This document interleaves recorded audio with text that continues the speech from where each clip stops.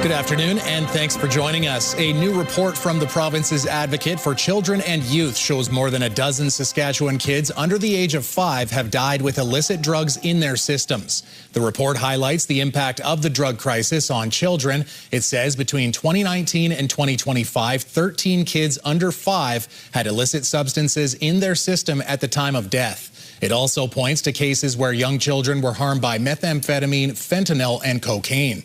The Advocate says it's unclear exactly how the drugs are entering children's systems, but possible causes include inhalation, exposure to drug residue, or transmission through breast milk. My aim in bringing this issue to the fore is to raise awareness of the unintentional impact that this crisis is having on our youngest citizens, and that even if care is taken to ensure that there is a sober caregiver, the simple presence of these substances in the environment of young children is putting them in harm's way. Broda says one key solution is expanding services aimed at adults struggling with substance abuse. Battleford RCMP say the death of a 36-year-old man in North Battleford is suspicious. Officers were called yesterday afternoon at about 4 o'clock to an alley behind a home on 105th Street. The victim was taken to hospital where he was declared dead. He has been identified as Tyson Mosquito from North Battleford. RCMP are asking anyone who lives in the area to check their security cameras between 3:40 and 4 o'clock yesterday afternoon and contact police if they see anything suspicious. RCMP in Wollaston Lake have arrested a 19-year-old man who faces drug and identity fraud charges. On Monday, RCMP determined someone was bringing illicit drugs into the community. When officers stopped the man, he provided a false name to police. A search determined he was carrying documentation with the false name, as well as 59 grams of crack cocaine. 19-year-old Richard Drever of Saskatoon is remanded into custody until his next court appearance in La Ronge tomorrow. Officers say it may not be a big seizure in a larger city, but it means significant harm reduction in a small community. Saskatoon fire crews were on the scene of a blaze in the 200 block of Avenue V South. A portion of the street was closed to traffic as emergency crews worked to manage the scene. Occupants of the residence were seen being evacuated from the multi-unit building. CTV has reached out to the city of Saskatoon for more information. This week marks the start of a new chapter for Sturgeon Lake First Nation. The community held a grand opening of the Shirley Big Head Birthing Lodge this morning. It's designed for mothers from Sturgeon Lake and nearby First Nations to give birth in alignment with traditional practices. The lodge is named in memory of Shirley Big Head, a community member who dedicated her time to healthcare in Sturgeon Lake. This is what truth and reconciliation looks like. This is, bringing back the traditional birthing practices and good child-rearing practices that were taken away from us for far too long. Indigenous Services Canada has put in more than $20 million to the development of the lodge, with $680,000 per year earmarked for programs and services.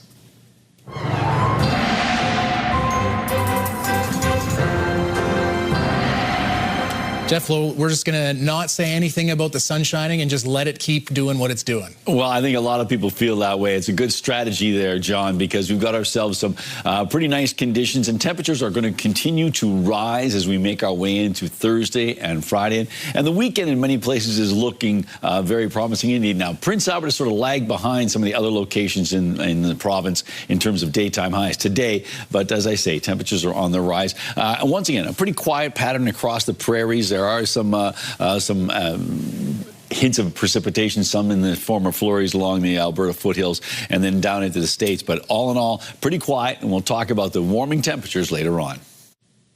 A former FSIN chief and senator has died. The File Hills Qu'Appelle Tribal Council says Roland worked in First Nations governance since the 1960s. He was part of the negotiations for the Saskatchewan Treaty Land Title Agreement in 1992 and for the signing of a major gaming agreement in 1995. Crow received the Saskatchewan Order of Merit in 2017. He died Tuesday at the age of 82.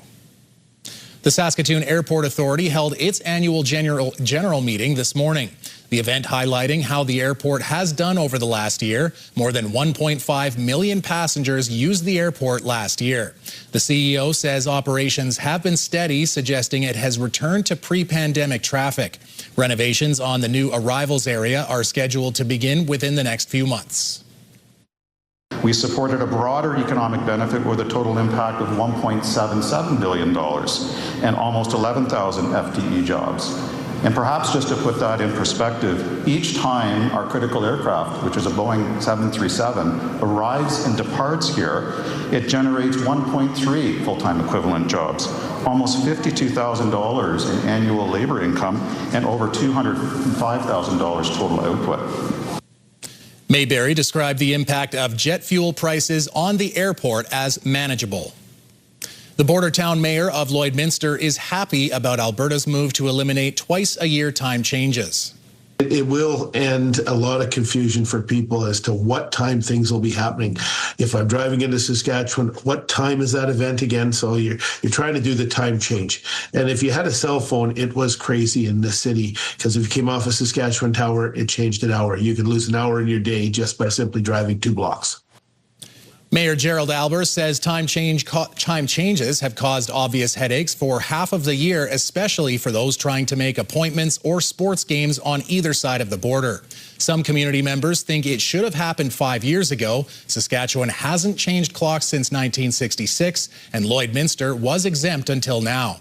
Alberta is set to table time change legislation, which will put Alberta and Saskatchewan on the same time zone all year.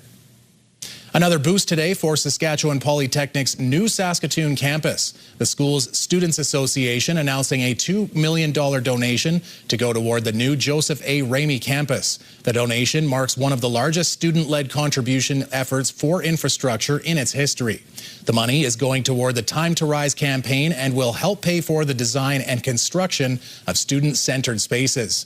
The new campus will be built at Innovation Saskatchewan on the University of Saskatchewan campus. Saskatoon's food scene is turning up the heat, and now it's serving notice on the world stage. One local chef is bringing home international bragging rights. Jason Strohan, co-owner of St. Tropez Bistro and Parlor, earned the honor at the Torres Brandy Challenge. His concept, Forgotten Fruit, took top spot in Canada after a national competition in Montreal. He then advanced to Barcelona, competing against top talent from 11 countries. His work, which highlights sustainable local ingredients like apples and raspberries, helped secure a top 3 finish worldwide. The achievement is now drawing attention to Saskatoon's growing hospitality scene and ability to produce ingredients with a short growing season. We only have like 100 to 120 days for our growing season here, so doing the preservation techniques that we're using with making the cordials and freeze drying is another really important component. A lot of people have forgotten about preservation techniques. It's something our grandparents did out of necessity. Strohan says he hopes to keep pushing boundaries and showcasing Canadian talent abroad as he eyes up more competitions. When we come back, a spring concert. Jasmine Pelche previews the Watson Air's 70th anniversary.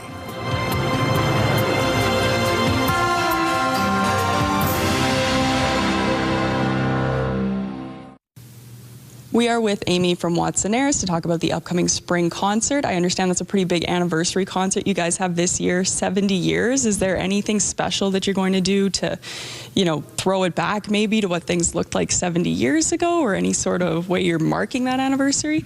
What we've decided to do is we do have a couple of things marking, kind of what we used to do, some of the music that used to be sang. But what we're doing this year is we've picked a song from each decade to sing that's really quite popular, and so all the generations from the 50s to the present will be able to relate and identify and have a good time. We usually have we set it up where we usually have like a sacred first half and a popular second half or something to that effect. And what we're doing this year is we're paying homage to having a couple of sacred pieces, but we're mainly just doing the decades. So, 7 years, 7 decades, that's what we're kind of thinking of. And then we will end the concert on a song called A Perfect Day, which back in the days when the Watson Airs used to broadcast on TV, that's what they would end all their concerts on. Or when they broadcast on the radio, they would end their song with this, or end their concert with this song, A Perfect Day, written in 1910. So that one's an oldie, and so we'll be singing that, and we have a couple of surprise performances just to notch it up a little bit, and we hope people come out. How did you decide which songs you wanted to use for each decade? What was the process for that like? Well, over a year ago, I started looking through the different, Googling what was the best song of each decade, and then trying to find popular songs that would fit our singing group. Because it's a women's group, not everything that was popular in those decades could I find a choral piece for, but I got as close as I could.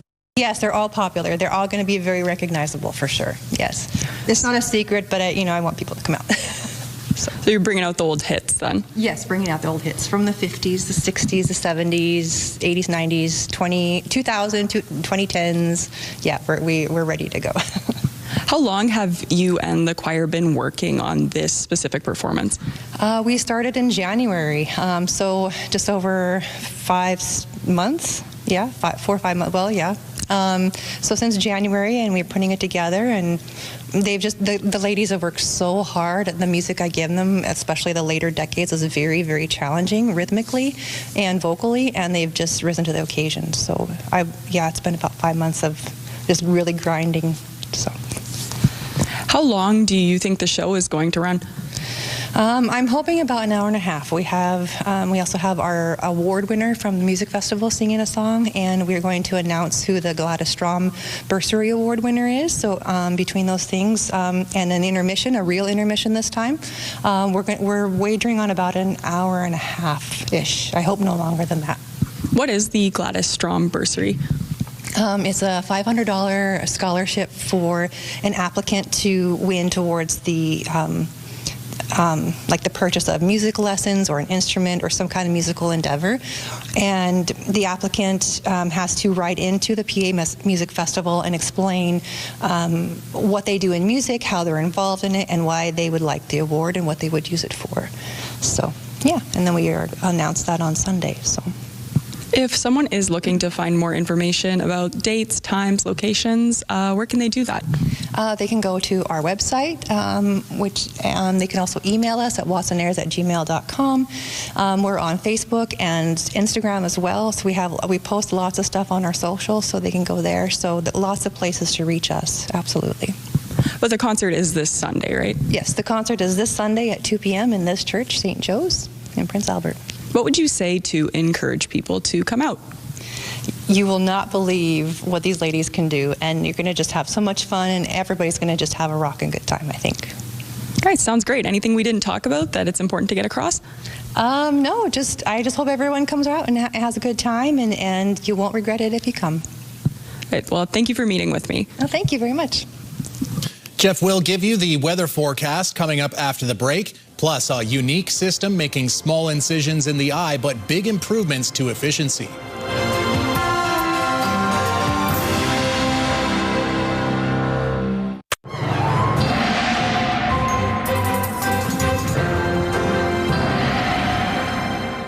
All right, Jeff, what's that weather doing today and into the near future? Into the near future, things are warming up. Now, the longer future, maybe cooling off a little bit, but we'll talk about that little bit of wave in a little bit there, John. But let's take a look and see what we've got going on our satellite and radar shot here. As you can see, pretty quiet pattern across Western Canada. A different story altogether for the east, but so unless your travel plans aren't taking that way, we don't have to worry about it too much. But yeah, warming up, staying warm in BC and getting warmer in Saskatchewan, Alberta, and Manitoba.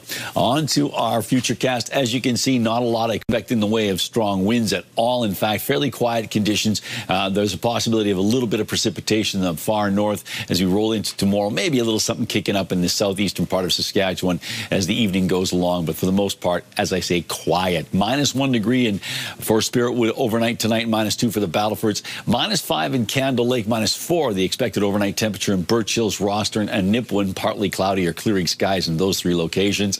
-3 degrees for Melfort and area. Tomorrow, look at this.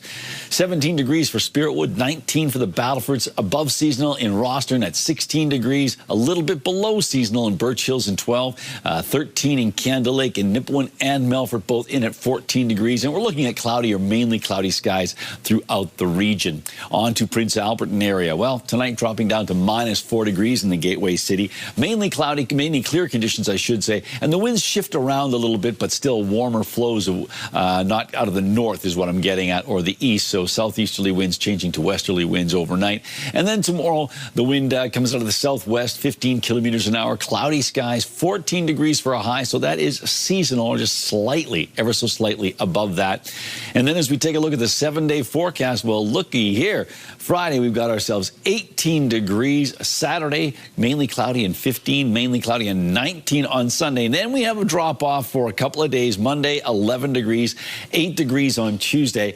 And then Wednesday, still a little bit below seasonal, but still manageable at 12 degrees with mainly cloudy skies. Just think of those negative numbers as a sign that golf season is on its way, right, Jeff? Fair enough. Some numbers you've seen on the scorecard before? Yeah, no. No, me either. Well, Jeff, the Prince Albert Raiders and Medicine Hat Tigers, they were tied 1-1 after 60 minutes, so Game 3 of the Eastern Conference Final was decided in overtime. Smith trying to work it ahead for Howe. Basha takes it away. Now Basha fires from distance. It's Glenn. Rebound, they score. Liam Ruck's 7th goal of the playoffs gives the Medicine Hat Tigers a 2-1 series lead with the 2-1 overtime win. Tigers goalie Jordan Switzer made 37 saves, while Raiders' Michael Orszalak stopped 19 of 21. Game 4 is tonight. Game 5 goes Friday in Prince Albert.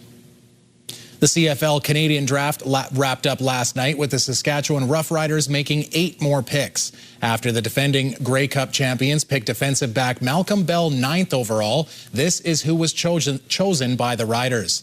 And here's what GM Jeremy O'Day had to say when asked if his years of experience makes draft day easier. I don't think so. I think every draft is different in its own sense. You go in with different needs and wants and what you're trying to accomplish. And every year, you lose free agents, or you move on, or they retire. And so I think it changes with every year. And see, some years we took receivers in the beginning, and sometimes we take DBs, sometimes we take O linemen. But we try to really, try to prepare for the future, create some depth for our team, and I think that's a big part of it. Meanwhile, some Saskatchewan-born football players had their names called last night, but not by the Riders. Regina's Charlie Parks, who plays for the University of Saskatchewan Huskies, he was picked 31st overall by Ottawa. Parks led the conference with 5 quarterback sacks last season. Also, Regina product Ethan Graham went 54th overall to the BC Lions. Finally, another Husky, Jack Warwick, was picked 71st overall. Do you have a community event you would like to promote? Or maybe you'd like to draw attention to your organization. Let your local CTV station help you spread the word. Contact us at 306-922-6020 or email panews@ctv.ca. You can appear on CTV Prince Albert's News at 5 and get your message to our viewers.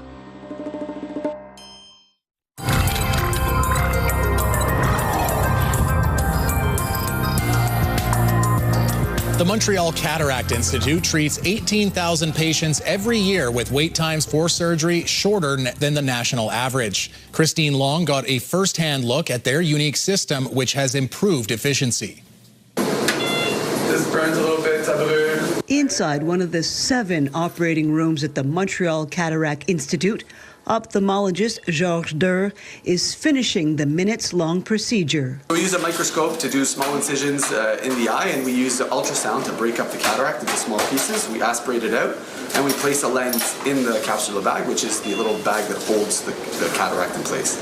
Clouding your vision, cataracts are common in aging populations. On a typical day here, 70 patients are seen, restoring vision to 121 eyes, says Dr. Mark Cohen.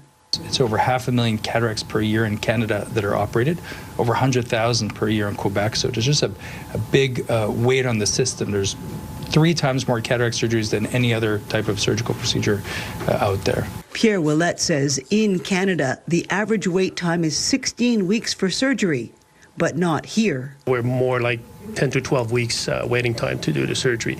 And quicker we do the surgery, better the patient will be, safer, avoid like falling down or not seeing well, and so we're improving their quality of life. Super specialized means Several area hospitals send their patients here for treatments that are covered under Quebec's health insurance, which allows hospitals like Lakeshore, Lachine, and St. Mary's to redirect their resources to other complex procedures. We help with all these patients waiting to be operated. They were very happy to try this new experience, which never happened in Canada. And fortunately that we succeeded, and we showed them that we can be even more efficient than in the hospitals. Cataract surgery only takes a few minutes, but can change lives. And when we get their surgery done, this is where they realize that, wow, it's a game changer. Christine Long, CTV News. The new hospital in Weyburn has completed construction. The project has advanced to the point where the Saskatchewan Health Authority will prepare the building for opening later this year. Over the next few weeks, the SHA will move in equipment, furniture, and fixtures. The province says there is no set opening date for the new 35-bed facility. Brought to you by Saskatchewan Union of Nurses. Thank you to Saskatchewan's 11,000 registered nurses. Okay, let's have a little bit of fun with sports, as a lot of us are probably wrapped up in playoff frantic energy. So, Jeff, the most athletic amphibians in the world went head-to-head over the weekend in Croatia. This was part of the 47th annual Frog Night frog jumping contest. The champion cleared more than a meter, while some of the other ones left room for improvement, only jumping about a few centimeters. The frogs, which are all caught locally in the area days before the contest, they are returned to the wild afterwards. And I wonder if maybe the winner, do they get to wear like a special little medal or something and spread their stuff in the bog? That frog is just too tiny. Well, jumps pretty good though. Pretty good hops. There were a few. I was watching more of it. Most of them failed miserably, but there were a few athletes in there. Yeah, it was what's the Mark Twain thing? Was the jumping frog of Calaveras County, something like that? This is news to me. I want to hear the story. How much time we got? Well, hey, now we'll start off with Huck Finn, and so they got the Mississippi River, and then you got.